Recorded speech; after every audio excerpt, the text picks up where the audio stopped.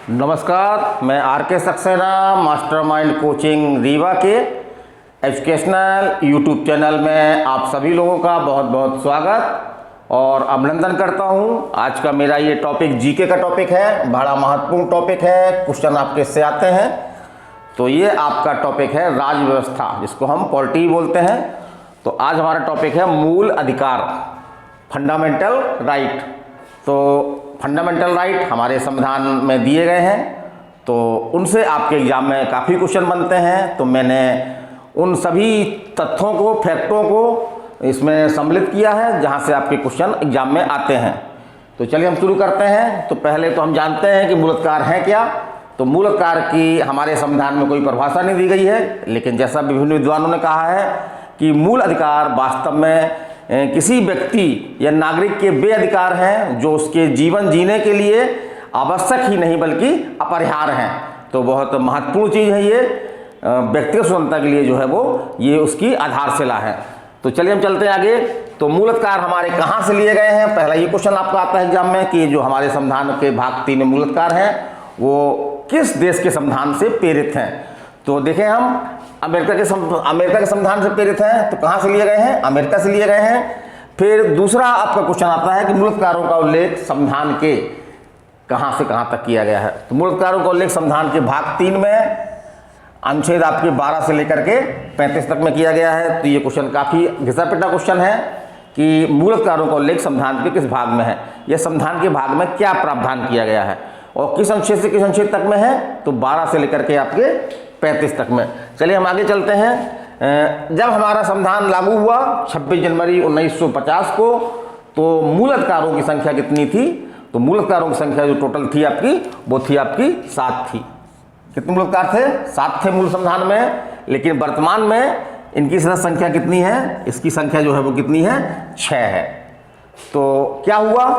तो जो संपत्ति का मूल अधिकार था, कौन सा मूल अधिकार था? संपत्ति का मूल अधिकार था। इसको जनता पार्टी सरकार द्वारा 44वें संविधान संशोधन में इसको जो है वो मूल अधिकारों की श्रेणी से हटा दिया गया। और क्या किया गया? अनुच्छेद 300 का एक जोड़ा गया संविधान में और उसमें मूल अधिकार को मात्र क्या बना दिया? एक कानूनी अधिकार बना दिया। तो संपत्ति का अधिकार अब मूल अधिकार नहीं है, अब ये क्या है? कानूनी अधिकार है। तो एक क्वेश्चन आपका इस तरह से आता है कि निम्नलिखित में से कौन सा मूल अधिकार नहीं है। तो उसके एक विकल्प में आपका यही मूल अधिकार दिया जाता है कि संपत्ति का मूल अधिकार।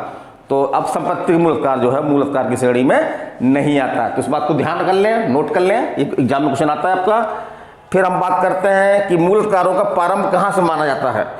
तो जैसा कि विद्वानों ने बताया है कि मूल अधिकारों का प्रारंभ जो है ब्रिटेन में एक अधिकार पत्र लाया गया था, जिसके माध्यम से पहली बार जो है वहाँ की जनता को जो है, वहाँ की पब्लिक को जो है वो कुछ राइट्स दिए गए थे, जिसको टेक्निकल भाषा में मैग्ना कार्टा कहा जाता है। जिसको टेक्निकल भाषा में मैग्ना कार्टा कहा जाता है। तो उसी से अधिकारों की शुरुआत हुई और आगे चल करके आज दुनिया भर के देशों में जो है वो वहाँ के नागरिकों को मूल अधिकार प्रदान किए गए हैं। अब हम बात करते हैं कि शुरुआत तो ब्रिटेन से हुई। अब भारत में अंग्रेजी शासन था, तो भारत में पहली बार या भारत के नागरिकों के लिए जो है मूल अधिकार की मांग कब की गई और किसके द्वारा की गई। तो हम देखते हैं कि मूल अधिकारों की मांग सर्वप्रथम जो है सरदार वल्लभ भाई पटेल, बहुत जाना पहचाना नाम है हमारा, इनको हम आयरन मैन भी बोलते हैं। और 1931 के कांग्रेस के कराची अधिवेशन में जो है वो सर्वप्रथम जो है वल्लभ भाई पटेल द्वारा मूल अधिकारों की मांग की गई। यद्यपि ये हमारे संविधान लागू होने के बाद व्यवस्थित ढंग से प्रदान किए गए। चलिए हम चलते हैं अब कि मूल अधिकारों का वर्गीकरण। तो हमने पहले बताया आपको कि वर्तमान संविधान में कितने मूल अधिकार हैं? कितने हैं? 6 मूल अधिकार हैं। तो वो कौन कौन से हैं वो हमको याद होना चाहिए, क्योंकि इससे क्वेश्चन आपके बनते हैं। तो पहला मूल अधिकार आपका है समानता का, दूसरा आपका जो है वो स्वतंत्रता का मूल अधिकार है, तीसरा आपका जो है वो शोषण के विरुद्ध अधिकार, चौथा आपका है धार्मिक स्वतंत्रता का अधिकार, पांचवा है आपका शिक्षा और संस्कृति का अधिकार और छठवां है आपका संवैधानिक उपचारों का अधिकार। तो अब इसके अंदर हम डिटेल में जाते हैं, क्योंकि क्वेश्चन जो है वो इसके अंदर से भी आते हैं। तो पहला हम लेते हैं समानता का मूल अधिकार। ये कहाँ से कहाँ तक है? आपके अनुच्छेद 14 से लेकर के 18 तक में है। ये उत्तर प्रदेश पीसीएस में एग्जाम में पूछा गया था अभी कि समानता मूल अधिकार का उल्लेख जो है संविधान के किस अनुच्छेद से किस अनुच्छेद तक में है। तो अनुच्छेद 14 से लेकर के 18 तक में है। फिर इसमें खंड दिए गए हैं, इसमें कुल 5 दिए गए हैं आपके, 1 2 3 4 5, उनको भी जानिए। जैसे विधि के समस्त समानता, तो इसमें कहा गया है अनुच्छेद 14 में है आपका ये, और वो अनुच्छेद 18 में है, और इसमें ये कहा गया है, सॉरी अनुच्छेद 14 में है, ये अनुच्छेद 14 में है, और इसमें ये कहा गया है कि जो कानून है, विधि जो है वो सबके संग समान व्यवहार करेगी। विधि के समक्ष जो है वो चाहे राजा हो चाहे रंक हो, सभी जो है विधि के समक्ष समान होंगे। फिर अगला चलते हैं हम, तो अगले में कहा गया है कि धर्म, जाति, नस्ल, लिंग या जन्म स्थान, कौन कौन से हैं? धर्म, जाति, नस्ल, लिंग या जन्म स्थान के आधार पर भेदभाव नहीं किया जाएगा। ये बात कही गई है अनुच्छेद 15 में। लेकिन ऐसे कुछ अपवाद भी हैं, जैसे कि महिलाएं हैं या आपके जो है वो बच्चे हैं, तो इनके लिए जो है वो अलग से विधि बनाई जा सकती है। फिर हम चलते हैं, आपका अगला है आपका लोक नियोजन में अवसर की समता। लोक नियोजन का मतलब यहाँ पे है सरकारी नौकरी से, तो लोक नियोजन में आपकी पदोन्नति भी आती है। तो लोक नियोजन में सभी व्यक्तियों को जो लोक नियोजन में नियुक्त हो सकते हैं या नियुक्त हुए हैं, तो उनको प्रमोशन का भी अधिकार है, उसमें कोई इनके साथ भेदभाव नहीं किया जाएगा। लेकिन इसके अपवाद मिलते हैं, क्योंकि हम देखते हैं कि आरक्षण, तो ST, SC, OBC के लिए जो है वो आरक्षण दिया गया है, तो वो इस आपके अनुच्छेद 16 के जो है वो अपवाद हैं। इसी प्रकार से वर्तमान में जो आपका 103वां संविधान संशोधन द्वारा अनुच्छेद 16 में संशोधन किया गया है, और EWS इकोनॉमिक वीकली सेक्शन को जो है वो ऐसे व्यक्ति जो ST, SC, OBC में आरक्षण की श्रेणी में नहीं आते हैं, इनसे भिन्न है, और यदि उनकी सालाना इनकम 8 लाख या इससे कम है, तो ऐसे व्यक्ति को जो है वो एक विशेष आर्थिक आधार पर आरक्षण दिया गया है, जिसको हम किस नाम से जानते हैं? EWS के नाम से जानते हैं। तो बहुत सारे लोग EWS के बारे में नहीं जानते हैं, तो हमारे उन जनरल छात्रों को जो किसी तरह का आरक्षण प्राप्त नहीं कर रहे हैं, यदि उनकी आय जो है वो 8 लाख से अधिक है तो कोई बात नहीं, लेकिन अगर 8 लाख या 8 लाख से कम है तो वो EWS प्रमाण पत्र बनवा सकते हैं, जो 1 साल के लिए वैलिड होता है, और इसमें जो है वो हमको जो भी सरकारी पद होते हैं कुल पदों का 10% हमको इसमें आरक्षण मिल जाता है। तो इसको आप बनवा लें, आपके लिए बहुत फायदेमंद चीज़ है। और ये तो एग्जाम में क्वेश्चन आ ही सकता है कि EWS जो है वो संविधान में जो लागू किया गया, तो किस संविधान संशोधन द्वारा? तो वो संविधान संशोधन अभी लेटेस्ट संविधान संशोधन है, 103वां संविधान संशोधन, 103 संविधान संशोधन द्वारा जो है वो EWS का आरक्षण 10% आरक्षण जो है वो प्रदान किया गया है। अब हम आगे चलते हैं, अस्पष्टता का अंतर, तो ये बहुत इंपॉर्टेंट है, अनुच्छेद 17 में दिया गया है। तो ये पूछता है कि किस अनुच्छेद में जो है अस्पष्टता, जिसको हम सिंपल भाषा में बोलते हैं छुआछूत, जातिगत छुआछूत, तो इसका अंत जो है वो इसको अपराध घोषित किया गया है। वो किस धारा में किया गया है, आपको किस अनुच्छेद में किया गया है? अनुच्छेद 17 में, तो याद रखिएगा। फिर अगला आपका जो है उपाधि का अंत, तो भारत में उपाधियां जो अंग्रेज शासन द्वारा दी जाती थी, राय साहब, रायजादा, सर, तो इस तरह की उपाधियां लोग अपने नाम के आगे लगा करके और अपने आप को जो है वो उच्च साबित करते थे। तो इस प्रकार से एक प्रकार की असमानता जो है वो विकसित हो गई थी। तो ये कहा गया है कि राज्य जो है वो शिक्षा और संस्कृति, मतलब 2 क्षेत्र हैं, शिक्षा और संस्कृति को छोड़ करके कोई उपाधि प्राप्त नहीं करेगा। इसी प्रकार से कोई भी व्यक्ति भारतीय नागरिक है वो किसी भी विदेशी राष्ट्र से कोई उपाधि ग्रहण नहीं करेगा, या ऐसा व्यक्ति जो भारत में किसी महत्वपूर्ण विश्वासपूर्ण पद पर है और किसी विदेशी राष्ट्र कोई उपाधि तभी ग्रहण कर सकता है जबकि उसको राष्ट्रपति की जो है वो अनुमति मिल गई हो। लेकिन ऐसे भारत रत्न वगैरह हैं, आपके पद्म विभूषण हैं, इस तरह के आपके पुरस्कार दिए जाते हैं, तो ये आपके खासतौर से किस में आते हैं? शिक्षा और सेना संबंधी, शिक्षा और सेना संबंधी पुरस्कार अपवाद हैं, माने सेना और शिक्षा संबंधी उपाधियां जो है वो आज भी दी जा सकती हैं। चलिए हम चलते हैं, अगला मूल अधिकार कौन सा आपका? अगला मूल अधिकार स्वतंत्रता का मूल अधिकार है। तो मानव के लिए स्वतंत्रता आवश्यक है, उसी स्वतंत्रता को जो है इस मूल अधिकार में जो है वो संरक्षित किया गया है। तो हम बात करते हैं पहले कि 6 स्वतंत्रताओं की बात करते हैं, जिसका उल्लेख आपके अनुच्छेद 19(1) में है। अनुच्छेद 19(1) में जो है वो ये केवल भारत के नागरिकों को प्राप्त है। तो 6 प्रकार की स्वतंत्रताएं हैं, वो कौन कौन सी हैं? तो पहला जो है वो आपकी कहाँ गया आपका? ये है पहला आपका बोलने की, मतलब वाक एवं अभिव्यक्ति की स्वतंत्रता, कि कोई व्यक्ति जो है अपना विचार दूसरे से प्रकट कर सके। कई माध्यम हो सकते हैं, सोशल मीडिया, आपका प्रेस है, सभी इसके अंतर्गत आते हैं। तो 19(1) का में जो है वो वाक एवं अभिव्यक्ति अर्थात बोलने की स्वतंत्रता दी गई है। फिर आपका जो है दूसरी है आपका सभा करने की स्वतंत्रता, तो बिना हथियार के, है ना, बिना हथियार के सभा करने का भी हमको स्वतंत्रता, भारत की नागरिक स्वतंत्रता प्राप्त है। फिर आपका है संगठन बनाने की स्वतंत्रता, तो हम अपने स्वेच्छा के अनुसार जो है वो अपना कोई भी संगठन बना सकते हैं, तो ये हमको अधिकार है। अपना कोई राजनीतिक दल बना सकते हैं या कोई सामाजिक या सांस्कृतिक संगठन बना सकते हैं, तो ये अधिकार हमको कहाँ पे दिया गया है, संविधान में दिया गया है। फिर हमको भ्रमण करने की स्वतंत्रता दी गई है, तो हम भारत की सीमाओं के भीतर भ्रमण कर सकते हैं। यहाँ की मेनका गांधी के मामले में उच्चतम न्यायालय ने ये कहा कि प्रतिबंधों के अधीन जो है वो ये भ्रमण की स्वतंत्रता जो है वो भारत के बाहर भी उपयोग में लाई जा सकती है। फिर आपका देखते हैं अगला आपका निवास करने की स्वतंत्रता, तो भारत के किसी भी स्थान में हम निवास कर सकते हैं, लेकिन इसमें कुछ प्रतिबंध हैं, जैसे कि अनुसूचित जनजाति क्षेत्र हैं, ताकि वहाँ की उनकी उस कला संस्कृति है वो बिगड़ने न पाए, तो जनजातीय क्षेत्रों को छोड़ करके हम जो है वो हम पर कुछ रोक लगाई जा सकती हैं। फिर आगे हम चलते हैं तो व्यापार करने की स्वतंत्रता, वृत्ति या व्यापार करने की स्वतंत्रता, तो इस तरह की स्वतंत्रता को हम कैसे याद रखें, चलिए हम एक ट्रिक बता रहे हैं। ट्रिक ये है जैसे कि पहले हम क्या करेंगे, बोलेंगे, है ना, हमको क्या करना है, बोलना है, तो हम बोलेंगे कहाँ बोलेंगे, अपने आप में तो बाथरूम में तो बोलेंगे नहीं, या किसी बंद कमरे में बोलेंगे नहीं, हम लोगों के सामने बोलेंगे। मतलब हमको जो है वो सभा करने का अधिकार। तो पहला बोलना, हम कहाँ बोलेंगे, हम सभा में बोलेंगे। जब हम सभा में बोलेंगे तो हमारी इच्छा होगी कि हम कोई अपना संगठन बनाएं, तो हम क्या करेंगे, अपना संगठन बनाएंगे।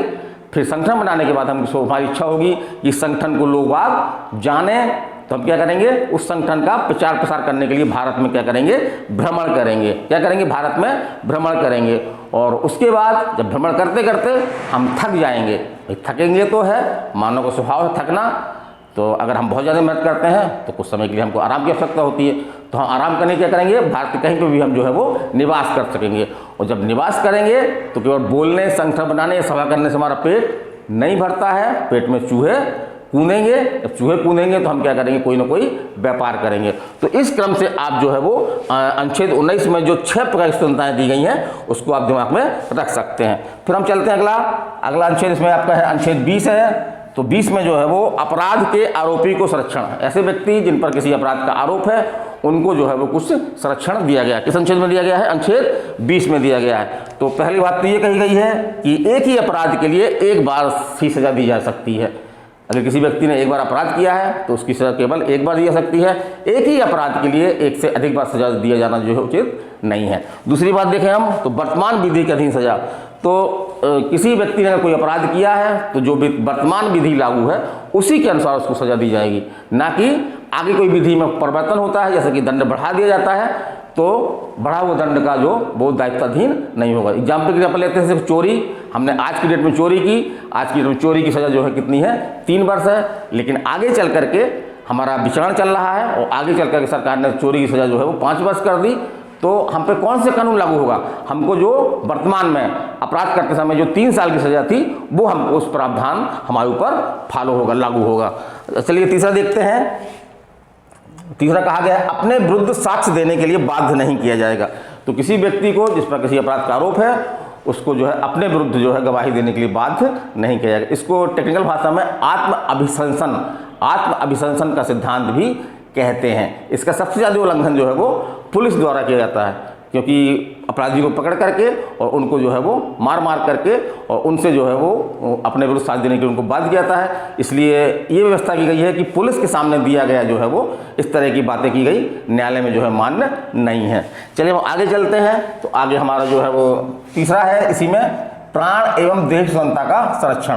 तो सभी व्यक्तियों को जो है वो विधि द्वारा स्थापित प्रक्रिया को छोड़ करके या उसके अधीन जो है प्राण एवं देह स्वतंत्रता का संरक्षण प्रदान किया गया है। ये आपके किस अनुच्छेद में है, अनुच्छेद 21 में है। ये अनुच्छेद बहुत ही महत्वपूर्ण अनुच्छेद है। इसी अनुच्छेद के अंतर्गत जो है इसका सुप्रीम कोर्ट ने काफ़ी व्याख्या की है और वो तमाम चीज़ें आ गई हैं जिससे हमारे प्राण में संकट उत्पन्न हो सकता है। तो उनको जो है अधिकारों प्रकार से अधिकार बना दिया गया है। जैसे जीवन यापन का अधिकार, रोजगार पाने का अधिकार, आपका सार्वजनिक स्थान पर धूमपान वगैरह न करने का की बात कही गई है। तो वो सभी आपके जो है वो अनुच्छेद 21 के अंतर्गत समाहित है। फिर आपका अगला है, आपका इसी में है निःशुल्क एवं अनिवार्य शिक्षा। तो ये नया अनुच्छेद जोड़ा गया है, अनुच्छेद 21 का। अनुच्छेद 21 का ये 86वां संविधान संशोधन किया गया था 2002 में, उसके द्वारा ये जोड़ा गया है। तो इसमें ये शिक्षा का मूल अधिकार दिया गया है, लेकिन शिक्षा का मूल अधिकार जो व्यापक नहीं है, ये केवल उन लोगों के लिए है, जिन बच्चों के लिए है जिनकी आयु, इसी आयु को याद रखिएगा, इससे क्वेश्चन बनते हैं। तो आयु का है आपकी 6 से लेकर के 14 वर्ष तक के, 6 से लेकर के 14 वर्ष तक के बच्चों को जो है वो निःशुल्क एवं अनिवार्य शिक्षा का मूल अधिकार प्रदान किया गया है। किस संविधान संशोधन द्वारा? तो 88वां संविधान संशोधन द्वारा, वो 86वां संविधान इसको याद रखिएगा, 86वां संविधान संशोधन द्वारा। फिर आपका अगला है, इसी में है आपका, इस वाले में स्वतंत्रता वाले में है, कुछ दशाओं में गिरफ्तारी एवं निरोध से संरक्षण। तो ये भी उनको प्राप्त है जिन पर किसी अपराध का आरोप लगाया गया है। तो कौन कौन से संरक्षण है? अनुच्छेद 22 में है आपका ये, अनुच्छेद 22 देख लीजिए ये। तो कौन कौन से हैं? पहला आपका है कि गिरफ्तारी के कारण बताना। तो यदि इसमें कहा कि संविधान में है, ये स्पष्ट रूप से कहा गया है, यदि किसी व्यक्ति को निवारक निरोध विधि की स्थिति को छोड़ करके यदि साधारण विधि के अधीन उसको गिरफ्तार किया जाता है तो उसको गिरफ्तारी के कारण बताए जाएंगे। फिर अगला क्या है कि 24 घंटे के अंदर जो है वो मजिस्ट्रेट के समक्ष पेश करना। तो पुलिस जो है वो किसी अभियुक्त को जो है वो 24 घंटे अपने पास नहीं रख सकती है, 24 घंटे के अंदर जो है उसको मजिस्ट्रेट के सामने पेश करना होगा। हाँ, ये बात अलग है कि इसमें जो मजिस्ट्रेट तक पहुंचने का समय, जैसे जहाँ पे उसको गिरफ्तार किया गया है, जहाँ पे रखा गया है, वहाँ से और न्यायालय की दूरी, जो मजिस्ट्रेट की दूरी है, उस दूरी में 24 घंटे के अलावा होगी दूरी वो। फिर हम बात करते हैं, क्वेश्चन बनता है आपका कि मजिस्ट्रेट की अनुमति के बिना किसी व्यक्ति को कितने समय तक गिरफ्तार किया जा सकता है। ये बहुत एग्जाम में क्वेश्चन आया है, तो क्या आपका 24 घंटे। फिर आपका मनपसंद वकील से परामर्श। तो ये भी एक अभियुक्त का अधिकार है कि किसी व्यक्ति को गिरफ्तार किया गया है तो उसको ये अधिकार है कि वो अपने मनपसंद के जो विधिक परामर्शदाता से, वकील से जो है वो परामर्श ले सके और उसके अनुसार अपना कार्रवाई कर सके। फिर अगला मूल अधिकार देखते हैं। अगला मूल अधिकार है आपका शोषण के विरुद्ध अधिकार। तो शोषण के विरुद्ध अधिकार है, ये याद रखिएगा, शोषण करने का अधिकार नहीं है। जैसे एक क्वेश्चन एग्जाम में हमने देखा था कि कौन सा मूल अधिकार नहीं है, तो उसमें इसकी भाषा, जो शोषण के विरुद्ध अधिकार लिखा हुआ है, उसमें थोड़ा सा भाषा चेंज कर दिया था। क्या कर दिया था? शोषण का अधिकार। तो ये आपका आंसर था, क्योंकि शोषण का अधिकार मूल अधिकार नहीं है, बल्कि शोषण के विरुद्ध अधिकार, ये आपका जो है मूल अधिकार है। और कहाँ से कहाँ तक है आपका? तो 2 अनुच्छेद है इसमें, अनुच्छेद 23 और अनुच्छेद 24। कौन कौन से अनुच्छेद है? अनुच्छेद 23 और 24, 2 अनुच्छेदों में है आपका ये। अनुच्छेद 23 में ये कहा गया है कि मानव का व्यापार, जैसे पहले होता था, अभी भी कुछ मामलों में होता है, कि मानव को जो है वो एक वस्तु की तरह जो है वो खरीदा और बेचा जाता था, तो इस पर रोक लगा दी गई है। दूसरा आपका बलात्श्रम, जिसको हम बोल सकते हैं जबरन मजदूरी, कि किसी व्यक्ति को जो है वो बिना परिश्रम दिए या बहुत कम परिश्रम दिए जो है वो उससे ज़बरदस्ती काम करवाना, उसको क्या बोलते हैं? बलात्श्रम। तो इन दोनों पर इसमें रोक लगाई, माने मानव के क्रय विक्रय पर और जबरन किसी व्यक्ति से काम करवाने पर जो है वो रोक लगाई गई है। किस अनुच्छेद में? अनुच्छेद 23 में। अब हम अगला चलते हैं, बालकों के नियोजन पर रोक। तो ये भी इंपॉर्टेंट है, इससे क्वेश्चन बनता है। अनुच्छेद 24 में है ये, कि इसमें ये कहा गया है कि 14 वर्ष से कम आयु के बालकों को जो है वो उद्योग धंधे, खतरनाक कामों, खानों वगैरह आदि वगैरह में नियोजित नहीं किया जाएगा। तो इसमें बच्चे की आयु पूछ लेता है, कितने वर्ष तक के बच्चों पर एक रोक लगी हुई है, तो वो कितना है आपका? 14 वर्ष से कम। और किस अनुच्छेद में है? तो अनुच्छेद आपका 24 है। तो इस तरह लास्ट दोनों में 4 आ रहा है, अनुच्छेद 24, 14 वर्ष से कम। तो 14, 24 इसमें 10 का डिफरेंस है, तो इस तरह से हम थोड़ा सा दिमाग में रख लें तो हमको अनुच्छेद भी याद रहेगा और बच्चे की आयु जो है वो भी हमको याद रहेगी। अगला देखिए मूल अधिकार कौन सा है आपका? अगला है आपका धार्मिक स्वतंत्रता का मूल अधिकार। धार्मिक स्वतंत्रता का मूल अधिकार। तो भारत जो है विभिन्न धर्मों का देश है, यहाँ पे लगभग दुनिया के सभी धर्म जो है भारत में उपस्थित हैं। तो ऐसी स्थिति में जो है संविधान निर्माताओं द्वारा एक महत्वपूर्ण अधिकार प्रदान किया गया था, वो है आपका धार्मिक स्वतंत्रता का अधिकार। ये कहाँ से कहाँ तक है आपका? तो अनुच्छेद 24 से 28 तक में है, इसको याद रखिएगा। अब इसमें मुख्य रूप से 4 अनुच्छेद हैं आपके, 24 से लेकर के 28 तक। तो जो पहला अनुच्छेद है आपका 24, वो 25, सॉरी यहाँ पे 25 है ना, ये 25 है, 25 से 28 तक है ना, 25 से 28 तक में है। धर्म को मानने और प्रचार करने की क्षमता। तो प्रत्येक व्यक्ति जिसका कोई अपना धर्म है तो अपनी स्वेच्छा से धर्म मान सकता है, जिस धर्म को उसको मानना है उसको मानेगा, कोई जबरदस्ती किसी पे धर्म जो है वो आरोपित नहीं कर सकता है। तो अपने किसी भी धर्म को स्वीकार करने, मानने और उस धर्म का जो प्रचार प्रसार करने की स्वतंत्रता है, लेकिन ये सब जो है वो प्रतिबंधों के अधीन है। प्रतिबंध भी हमारे संविधान में दिए गए हैं कि किन सीमाओं के अधीन ये आपकी स्वतंत्रताएं प्राप्त हैं। फिर अगला देखते हैं हम धार्मिक मामलों में प्रबंध की स्वतंत्रता। तो प्रत्येक ऐसा व्यक्ति जैसे अपना कोई धर्म है तो धार्मिक प्रबंध के मामले में उसको जो है वो व्यापक स्वतंत्रताएं प्राप्त की गई हैं, लेकिन कुछ सीमाओं के अधीन। फिर अगला देखते हैं हम कि धर्म विशेष की उन्नति के लिए कर देने पर रोक। तो किसी भी व्यक्ति को, भारत में किसी भी व्यक्ति को कोई ऐसा कर उसके ऊपर है या ऐसा कोई टैक्स नहीं लगाया जाएगा जिस टैक्स से प्राप्त राशि का उपयोग जो है वो किसी धर्म विशेष की विकास के लिए या धर्म विशेष के प्रयोजन से किया जाना हो। तो धार्मिक टैक्स लगाए जाने पर भी रोक लगाई गई है। फिर अगला हम देखते हैं धार्मिक शिक्षा पर रोक। तो ऐसी सभी शिक्षण संस्थाएं जो राज्य द्वारा चलाई जा रही हैं या राज्य द्वारा उनमें वित्तीय सहायता दी जा रही है तो उन पर किसी व्यक्ति, उन पर कोई धार्मिक शिक्षा जो है वो नहीं दी जाएगी, और किसी व्यक्ति को धार्मिक शिक्षा लेने के लिए जो है वो उसकी अनुमति के बिना जो है बाध्य नहीं किया जाएगा। फिर अगला देखते हैं हम, अगला मूल अधिकार आपका शिक्षा एवं संस्कृति का अधिकार। तो हमारे भारत में मुख्यतः जो बहुत सारे अल्पसंख्यक वर्ग हैं, जैसे कि 6 मुख्य रूप से अल्पसंख्यक वर्ग हमारे यहाँ माने गए हैं, जैसे कि मुस्लिम है आपका, सिख है, ईसाई है, तो इस तरह से कुल टोटल जो जैन है आपका, बौद्ध है, तो इनको जो है वो अल्पसंख्यक वर्ग माना गया है। इनकी अपनी जो है अलग भाषा, लिपि और संस्कृति है, तो ये उनको बनाए रख सकते हैं, यही इस मूल अधिकार का उद्देश्य है। तो कहाँ से कहाँ तक है आपका, अनुच्छेद 29 से लेकर के अनुच्छेद 30 तक में इसका उल्लेख है आपका। तो इसमें 2 अनुच्छेद है आपका। पहला अनुच्छेद आपका जो है वो अनुच्छेद 29 है, अनुच्छेद 29, अनुच्छेद 29। तो अल्पसंख्यक वर्ग को अपनी भाषा, लिपि या संस्कृति को बनाए रखने का अधिकार है। ठीक है, क्या है, जो अल्पसंख्यक वर्ग है किनको प्राप्त है, अगर पूछे कि शिक्षा एवं संस्कृति का अधिकार किनको प्राप्त है, ऐसा क्वेश्चन बना है एग्जाम में, तो किनको प्राप्त है, जो अल्पसंख्यक वर्ग। कौन से अल्पसंख्यक वर्ग, जिनकी अपनी भाषा, लिपि या संस्कृति है, तो इनको जो है वो ये बनाए रख सकते हैं। फिर अगला आपका है जो इनका अनुच्छेद 30 है आपका। तो अनुच्छेद 30 में कहा गया कि शिक्षण संस्थाओं की स्थापना, शिक्षण संस्थाओं, ये थोड़ा गलत लिखा हुआ था, शिक्षण संस्थाओं की स्थापना एवं प्रशासन का अधिकार। तो ऐसे अल्पसंख्यक वर्ग अपनी लिपि, भाषा, संस्कृति को बचाए रखने के लिए अपने शिक्षण संस्थाएं स्वयं स्थापित कर सकते हैं, उसका प्रशासन कर सकते हैं। और एक बात और कही गई है कि राज्य अगर कोई अनुदान दे रही है तो केवल इन संस्थाओं के साथ कि ये किसी अल्पसंख्यक की संस्था है, कोई भेदभाव नहीं करेगी। फिर अगला देखते हैं हम, बहुत महत्वपूर्ण अधिकार है, सब अधिकारों का निचोड़ है ये, संवैधानिक उपचारों का अधिकार। तो ये भारतीय संविधान की एक बहुत महत्वपूर्ण विशेषता है कि मूल अधिकारों का उपचार जो है वो स्वयं एक मूल अधिकार है। मूल अधिकारों का उपचार जो है वो स्वयं एक मूल अधिकार है। ये कहाँ पे आपका अनुच्छेद 32 में है, काफ़ी महत्वपूर्ण है। तो इसी के संबंध में हमारे भीमराव अम्बेडकर जी ने एक कथन किया है, वो एग्जाम में आता भी है कि भीमराव अम्बेडकर जी ने संविधान की आत्मा की संज्ञा जो है वो किस मूल अधिकार को दी, या संविधान की आत्मा किसे कहा, तो किसको कहा, आपके संवैधानिक उपचारों के मूल अधिकार को। संवैधानिक उपचारों के मूल अधिकार को भीमराव अम्बेडकर ने जो है वो क्या कहा, संविधान की आत्मा कहा।